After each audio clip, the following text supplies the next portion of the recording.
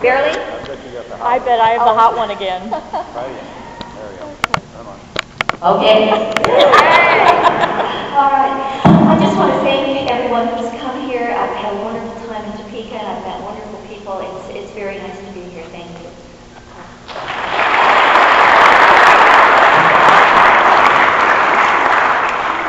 Well, let's talk about the Talmadge girls. They were your great aunts? My great aunts. Yes. Your dad's aunts, and to have, both Buster and the Talmadge girls in that family line. Woo-hoo!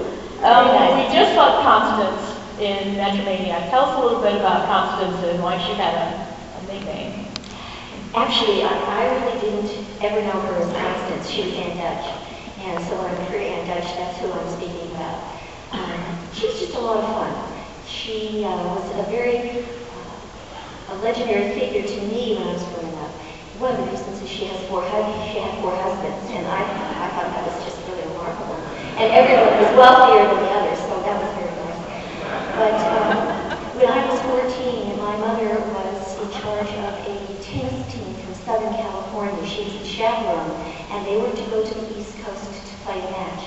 And it was the perfect opportunity for me to go back with her. And then I was put on a train to go and stay with my Aunt Dutch in New York and to visit. And I had grown up in a pretty laid-back Southern California existence, and I was immediately taken to Bergdorf Goodman to buy a suit. What did I need a suit for? But I went and had a wonderful time.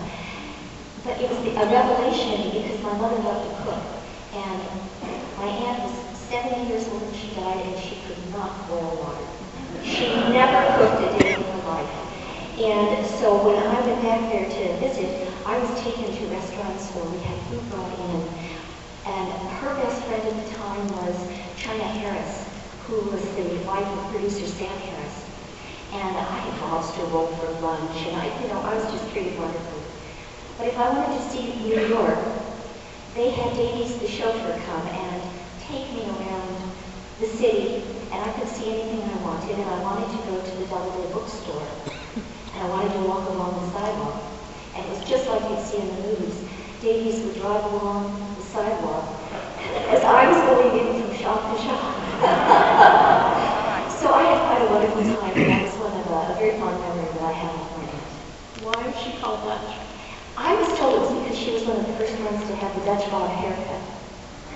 So I have no proof of that, but she's always been in Dutch. I heard that she was the only blonde in the family, and they called her Dutch, but I don't know how that relates. I read that in a text. Well, her mother was actually Spanish, and her father was Welsh. So I'm not sure where the Dutch came from that. But that's where they got the very dark coloring and the olive skin. And I looked just like my mother, You wouldn't think I had any Spanish blood in me. But they were very beautiful. They were. Tell us about the differences between the two Talmadge sisters. How far apart were they in age? What were their personalities like? In age, I think they were just two years apart. I've asked my mother this because she remembered far more than my dad about when they were adults. But Constance was a lot of fun, an easy laugh, good to take places. Norma was, as you would see, she was far more elegant, a little more reserved. She was treated like a queen bee, and that's how she behaved. She was a kind, warm person, but she was not really outgoing. She was very kind to everyone, my mom said. But I think Constance was known for her fun and sense of humor. And even after Buster and my grandma Natalie got divorced, he and Aunt Dutch remained very close friends. I think you could see that on screen. She's just a natural with that. What was Mom Talmadge like? Well, when you look at pictures of her, it's just a very formidable, stern-looking woman. But she came over from Spain, and when I think she and her husband were having problems. He was a gambler. And she took her daughters to New York, and she got Norma into, I think, a modeling job was what she first tried to get. And she, from then on, was in charge of the girls' finances, traveling with them. She was their chaperone. And when they went out to Hollywood, she set up a trust fund for each one of them that nobody else could touch. So no matter what happened, that they would be set. So I was admired for that, because at that time, for a woman to do that, it was good. Well, some have called her the stage mother-in-law, stage mother, but that implies really manhandling their careers. But she really didn't do that. It was more their personal lives with her. And a lot of photos that I have of the family, she's included in everything. She went to the big parties. She was invited to other people's houses. She was part of the Talmadge sisters. Most definitely. Well, were Norma and Dutch ever reflective about their careers with you? Did they ever talk about their careers?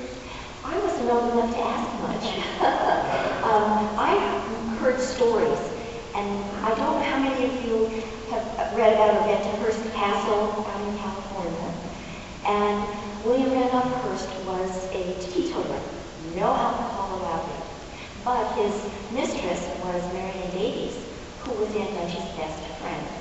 So they would often go up to Hearst Castle and throw wild parties, and they try to drink sneaking liquor. But she would tell us stories that they'd go out in the middle of the night, and we think of Hearst Castle as being very formal looking and having these statues all over. And they'd go out and put bras and panties on all the statues.